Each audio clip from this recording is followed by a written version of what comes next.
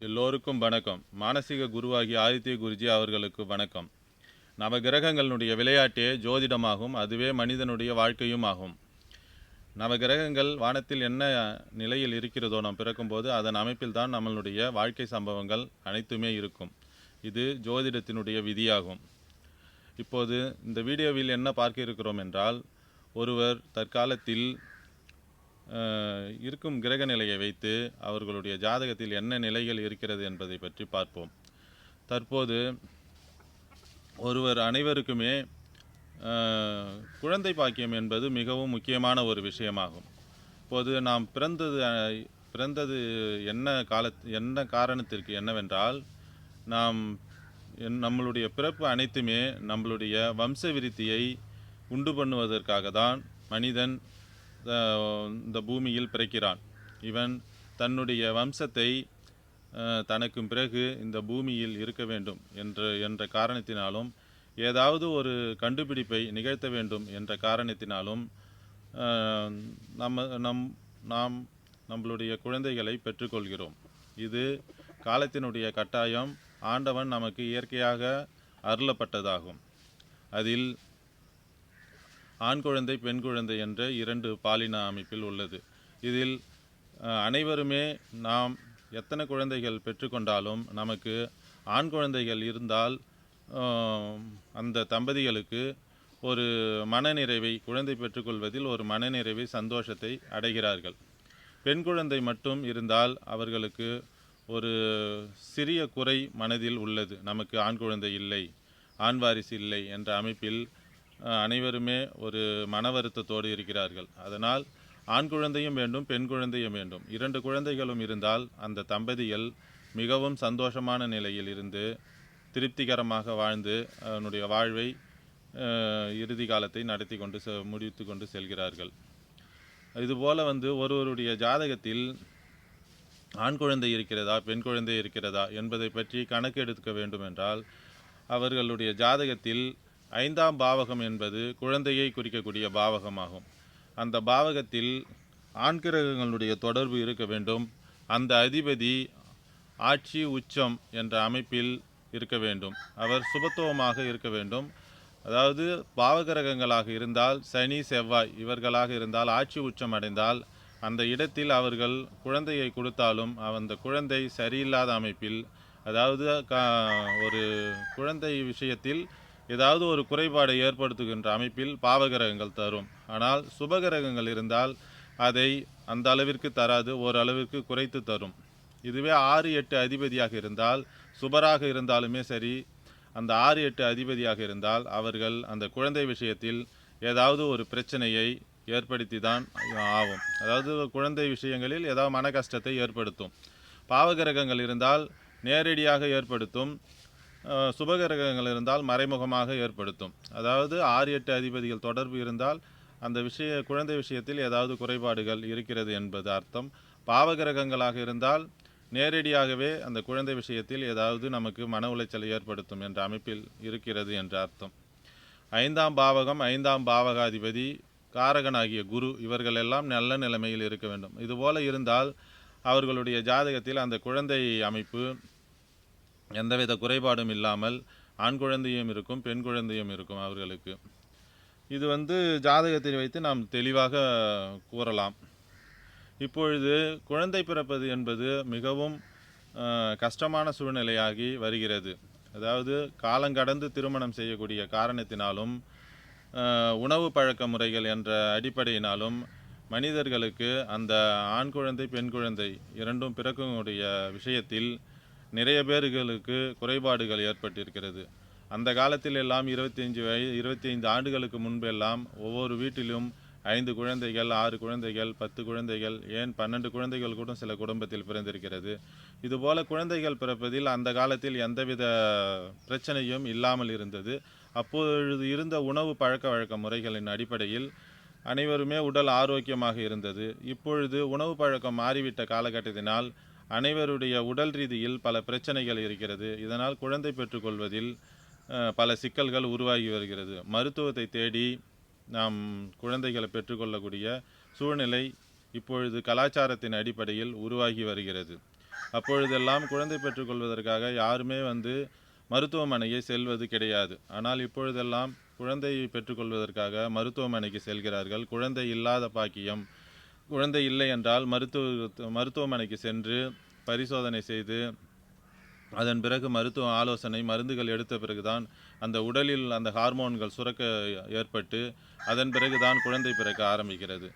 இது வந்து இப்போது உள்ள கலாச்சாரத்தின் அடிப்படையில் இது போல நிறைய பேருக்கு உள்ளது. குழந்தைகளுடைய விஷயத்தில்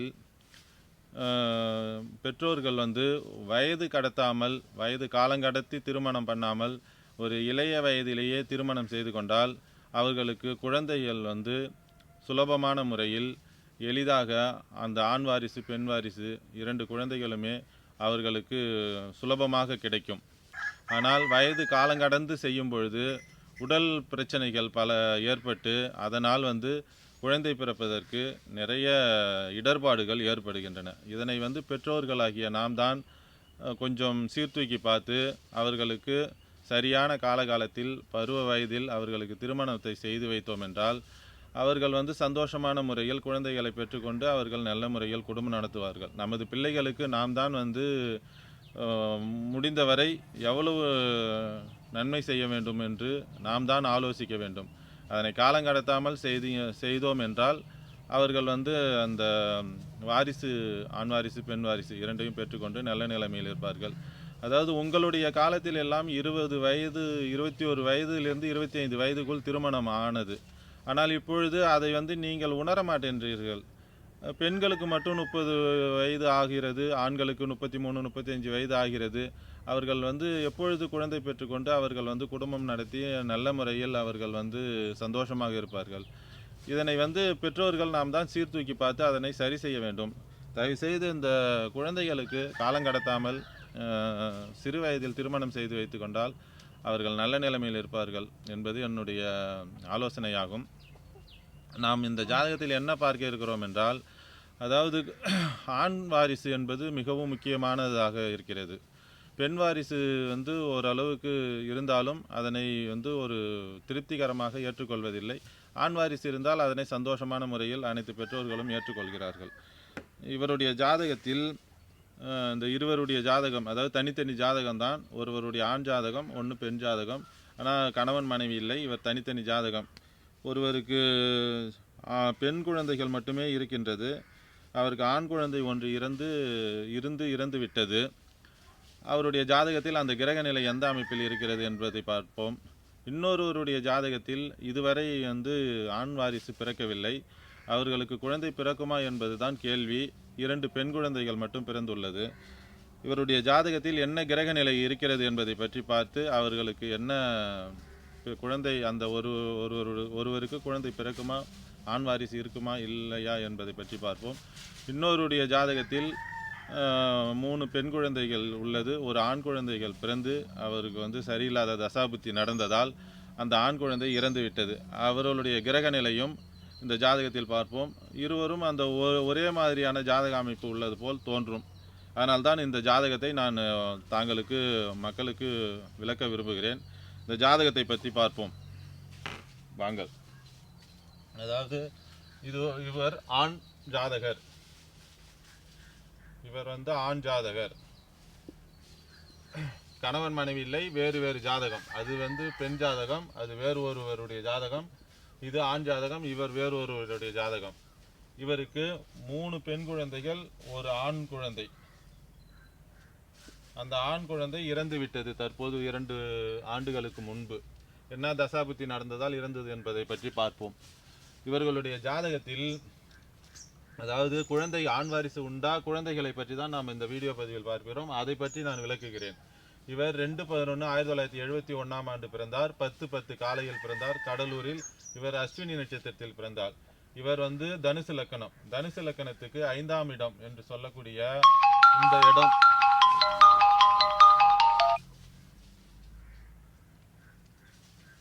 தனுசு லக்கணத்துக்கு 5ஆம் இடம் என்று சொல்லக்கூடிய சந்திரன் 8ஆம் அதிபதியாகி 5ஆம் இடத்தில் இருக்கிறார். ஆனால் முழுமையான பௌர்ணமி அமைப்பில் தான் உள்ளார். இவர் வந்து சந்திரன் வந்து முழு பௌர்ணமியாக இருந்ததால் 5ஆம் இடம் நல்ல அமைப்பில் தான் இருக்கிறது. ஆனால் இவர் அட்டமாதிபதி ஆகிதான் அவர் அந்த அந்த 5ஆம் இடத்தில் அமர்ந்திருக்கிறார். சந்திரன் நல்ல நிலைமையில் இருக்க வேண்டும் என்றால் நம்ம ஆதித்ய குருஜி அவர்கள் சொல்லியிருப்பார், ஒரு தசை நடக்கிறது என்றால் அந்த தசையினுடைய வீட்டில் ராகு கேதுகள் ஆக்கிரமித்து இருக்கிறார்களா என்பதை பற்றி பார்க்க வேண்டும். இந்த சந்திரன் நல்ல நிலைமையில் செய்ய வேண்டும் என்றால் இந்த சந்திரனுடைய வீடு ராகு கேதுகளுடைய பாவகிரகங்களுடைய ஆளுமையில் இல்லாமல் இருந்தால் இந்த சந்திரன் நல்ல பலனை தருவார். பௌர்ணமி சந்திரனாக தான் உள்ளார். இருந்தாலும் இவர் அட்டமாதிபதி, ராகு கேது சந்திரனுடைய வீட்டில் ஆக்கிரமிப்பு செய்திருக்கிறது. இதனால் சந்திரன் அவரால் ஒரு அளவுக்கு நன்மையை தர முடியாத அளவில் இருக்கிறார். 3 பெண் குழந்தையை மட்டும் கொடுத்தார். ஒரு ஆண் குழந்தையை கொடுத்து அந்த ஆண் குழந்தை சரியில்லாத தசாபுத்தி நடக்கும்போது இறந்து விட்டார். 5ஆம் அதிபதி என்று சொல்லக்கூடிய செவ்வாய் 3 லக்கணத்துக்கு 3 மறைந்திருக்கிறார். தப்பில்லை. பாவகிரகங்கள் 3, 6, 8, 12 மறைவது நல்லதுதான். ஆனால் 3ஆம் இடத்தில் மறைந்திருக்கிறார். அந்த 5ஆம் அதிபதி 3ஆம் இடத்தில் மறைவது குழந்தை பாக்கியத்துக்கு தவறான ஒரு விஷயமாகும். அப்ப 5ஆம் அதிபதி 3இல் மறைந்தது தவறு. இந்த செவ்வாயை சனியினுடைய 10ஆம் பார்வை இங்கே விழுகிறது. இது மிகவும் தவறான ஒரு விஷயமாகும். செவ்வாயுடைய 4ஆம் பார்வை சனிக்கு விழுகிறது.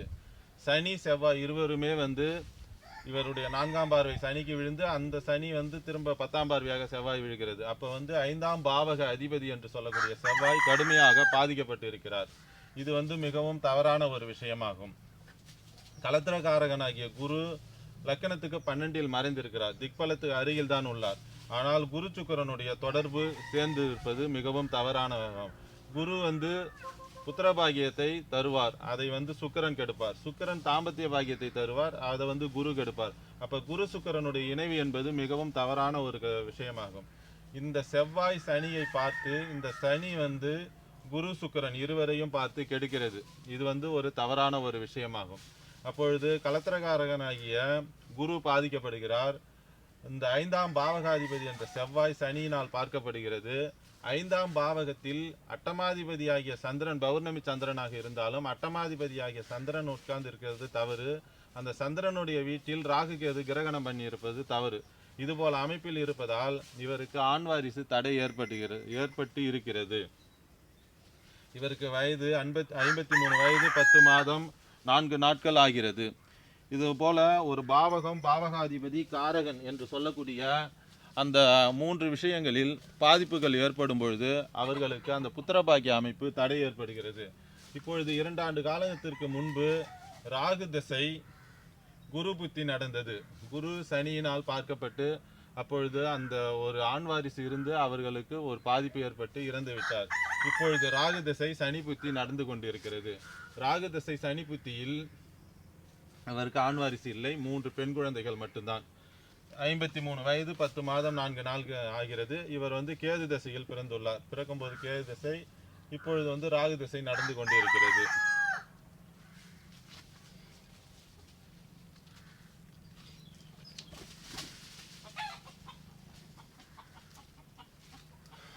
இது ஒருவருடைய ஆண் ஜாதகம். இது போல கிரக நிலை இருக்கும் பொழுது அவர்களுக்கு அந்த ஆண் வாரிசு தடை ஏற்பட்டு இருக்கிறது. அதேபோல் இவர் மற்றொரு ஜாதகர், இவர் பெண் ஜாதகர். இவர் என்ன கேட்கிறார் என்றால், எனக்கு ஆண் வாரிசு உண்டா இல்லையா என்று கேள்வி கேட்கிறார். இவருக்கு 2 பெண் குழந்தைகள் இதுவரைக்கும் உள்ளது. இவருடைய ஜாதகத்தில் என்ன கிரக நிலை இருக்கிறது என்பதை பார்த்தோம். இவர் 23/6/1991 ஆண்டு பிறந்துள்ளார். காலையில் 5:52 கடலூரில் பிறந்தால் விசாக நட்சத்திரம் 1ஆம் பாதமாகும். இவருக்கு 5ஆம் இடம் என்று சொல்லக்கூடிய சந்திரன், குடும்பாதிபதி சந்திரன் தான் இங்கு அமர்ந்திருக்கிறார். வளர்பிறை சந்திரனாக தான் அமர்ந்திருக்கிறார். தவறில்லை. இவர் மிதுன லக்கணம். அதாவது date of birth, time of birth கொடுத்திருக்கிறேன். கிரக நிலையெல்லாம் டிகிரி கணக்கில் கொடுத்திருக்கிறேன், போட்டு தெரிந்து கொள்ளுங்கள். இவருக்கு குரு திசை முற்பகுதி 13 வருஷம். அடுத்தது சனி திசை, இப்பொழுது தற்போது நடக்கிறது புதன் திசை நடக்கிறது. இவர் குரு சுக்கிரன், இந்த ஜாதகரை போலவே குருவும் சுக்கிரனும் இரண்டும் சேர்ந்த கிரகநிலை அமைப்பில் 2 பேரும் சேர்ந்த அமைப்பில் இருக்கிறார்கள். இதுவும் தவறான ஒரு விஷயமாகும். 5ஆம் பாவகத்திற்கு நீச்ச செவ்வாய், இந்த லக்கணத்திற்கு ஆகாத செவ்வாய், 6ஆம் அதிபதியான செவ்வாய் நீசமாவது தவறு. குரு சுக்கிரனுடைய சேர்ந்து செவ்வாயினுடைய காரகத்துவம் நல்ல நிலைமையில் இருக்கும். ஆனால் அந்த குழந்தை பாக்கிய அமைப்பை கெடுக்கும். பொருளாதார ரீதியில் நல்ல அமைப்பை தரும், தவறில்லை. ஆனால் குழந்தை பாக்கிய அமைப்பை இந்த செவ்வாய், நீச்ச செவ்வாய் என்றது 4ஆம் பார்வையாக 5ஆம் இடத்தை பார்க்கிறது. சனியினுடைய 10ஆம் பார்வை இந்த 5ஆம் இடத்திற்கு விழுகிறது. சனி செவ்வாய் இருவருமே பார்த்து கொள்கிறார்கள். குரு சுக்கிரனுடைய தொடர்பு அங்கே இருக்கிறது. இதனால் தான் இந்த 2 பெண் குழந்தைகள் பிறப்பதற்கு காரணம் ஏற்பட்டது. இந்த சனி செவ்வாய் இருவருடைய இந்த தொடர்பு ஏற்பட்டு 5ஆம் இடத்திற்கு விழுவதால் தான் இந்த பாதிப்பு ஏற்பட்டு இருக்கிறது. இதுபோல குரு சுக்கிரன் இணைவு ஏற்படக்கூடாது, சனி செவ்வாயினுடைய பாதிப்பு ஒருவருடைய பார்த்து கொள்ளக்கூடாது, சேர்க்கக்கூடாது. இது போன்ற அமைப்பெல்லாம் இருந்தால் இவர்களுக்கு அந்த ஆண் வாரிசு தடை ஏற்படும். பெண் குழந்தைகள் பிறப்பதற்கான அமைப்பு உள்ளது. இந்த 5ஆம் இடத்திலும் சந்திரன் தான் உள்ளார், இந்த 5ஆம் இடத்திலும் சந்திரன் தான் உள்ளார். இந்த சனி செவ்வாய் இதில் பார்த்து ஒருவரோடு ஒருவர் இதை சமசப்தம அமைப்பில் பார்த்து கொள்கிறார்கள். இதையும் செவ்வாய் சனியினுடைய அமைப்பு 5ஆம் இடம் பாதிக்கப்பட்டிருக்கு. இது போல இருந்தால் அந்த ஆண் வாரிசுக்கான ஒரு தடை ஏற்பட்டு இருக்கும். பெண் குழந்தைகள் இருப்பதற்கான அமைப்பு இந்த ஜாதகத்தில் உள்ளது. இப்போது நடப்பது இவருக்கு புதன் திசை, புதன் புத்தி நடந்து கொண்டிருக்கிறது. இதுபோல் இந்த கிரக நிலைகள் இருப்பதை வைத்து நாம் அந்த ஆதித்ய குருஜியினுடைய சுபத்துவ, பாவத்துவ, சூட்சும வலு என்ற அடிப்படையில் அந்த அனைத்து விதிகளும், அதாவது ஒரு விதி இருக்கிறது என்றால் அதற்கு 10-15 விதிகள் விதிவிலக்கு இருக்கும். அந்த விதிவிலக்கை எல்லாம் தெரிந்து கொண்டால் நாம் சுலபமான முறையில் இவர்களுக்கு என்ன நடக்கும் என்பதை நாம் ஜோதிட ரீதியில் அவர்களுக்கு துல்லியமான பலன் சொல்லிவிடலாம். இந்த சனி செவ்வாய் இருவரும் சேர்வது மிகவும் தவறான ஒரு விஷயமா. சேர்ந்திருந்தாலும் தவறு, பார்த்து கொண்டாலும் தவறு. சனி நமக்கு மனிதனுக்கு தேவையில்லாத நீல ஒளிக்கதிர்களை தரக்கூடிய கிரகமான சனி ஆகும். அது நீல நிறமான ஒளி மனிதனுக்கு அதிகமாக தேவைப்படுவதில்லை. இது விஷத்தன்மை கொண்ட கதிர்வீச்சாகும். அதேபோல் செவ்வாயினுடைய சிகப்பு நிறம் கொண்ட கதிர்வீச்சு மனிதனுக்கு தேவையில்லாத கதிர்வீச்சாகும். அதாவது சந்திரனுடைய கதிர்வீச்சு. அதனால்தான் அதை தாய் கிரகம் என்று சொல்லியிருக்கிறோம். பால் நிலவு, அதாவது வெண்மையான நிறம் கொண்ட சந்திரனுடைய ஒளி நமக்கு தேவை. அதனால தவறு ஏற்படாது. அதேபோல் குருவினுடைய மஞ்சள் நிற ஒளியானது நமக்கு மனிதனுக்கு எந்தவித பாதிப்பையும் ஏற்படுத்தாது. அதனால்தான் குரு பார்த்தால் கோடி நன்மை என்று சொல்கிறோம். சுக்கிரனுடைய அந்த பால் வெள்ளை நிறம் கொண்ட ஒளி, அது சுக்கிரனுடைய ஒளியும் நமக்கு மனிதனுக்கு தேவை. அதனால்தான் அந்த ஒளிலாம் நமக்கு நன்மையை தரக்கூடிய ஒளியாகும். அதனால் அது எந்த ஒரு பிரச்சனையும் ஏற்படுத்தாது. சனியினுடைய நீல கதிர்வீச்சு ஒளியும் செவ்வாயினுடைய சிகப்பு கதிர்வீச்சு ஒளியும் கடுமையான நமக்கு கெடுதலை ஏற்படுத்தும். அந்த இருவருமே சேரும் பொழுது மிக கடுமையான மனிதனுக்கு ஒரு நன்மை இல்லாத தீமையான விளைவை ஏற்படுத்தும். அதனால்தான் சனி செவ்வாய், இந்த ராகு, கருமையான இருள் நிறம் கொண்ட இந்த ராகு, இவர்கள் எல்லாம் ஒன்று கூடி இருந்தால் அந்த இடம் பாவகம் சேதப்படும், கிரகங்களும் சேதப்படும். இதை நாம் துல்லியமாக சொல்லலாம். இதுபோல இவர்களுக்கு ஆண் வாரிசுக்கான தடை ஏற்பட்டிருக்கிறது. இந்த ஜாதகத்தில் நாம் இதை பற்றின விளக்கத்தை நாம் தாங்களுக்கு கொடுத்திருக்கிறேன். இந்த வீடியோ பிடித்திருந்தால் லைக் பண்ணுங்கள், ஷேர் பண்ணுங்கள், கமெண்ட் பண்ணுங்கள். மற்ற விஷயங்கள் இவருக்கு எந்த விதமான பிரச்சனைகளும் இல்லை. பொருளாதார ரீதியில் நல்ல அமைப்பில் தான் உள்ளார். குழந்தைகளை பற்றி தான் இவர்களுக்கு நாம் இந்த ஜாதகத்தில் விளக்க வந்தோம். மற்ற விஷயங்களை பற்றி நாம் தேவைப்பட்டால் விளக்கலாம். தேவையில்லாத போது இதை நம்ம விளக்குவதற்கு தேவையில்லை. வாடிக்கையாளர் என்ன தேவை என்று கேட்டு வருகிறாரோ அவர்களுக்கு பலன் சொல்லலாம். இது ஆண் வாரிசு உண்டா இல்லையா என்பதற்கான தான் இந்த வீடியோ விளக்கம். இதுபோல பாதிக்கப்பட்டிருந்தால் அவர்களுக்கு அந்த ஆண் வாரிசுக்கான குழந்தை பாக்கிய அமைப்பு கொஞ்சம் தடை உள்ளதாக தான் இருக்கும் என்பது இந்த ஜாதகத்தில் மிக துல்லியமாக தெரிகிறது.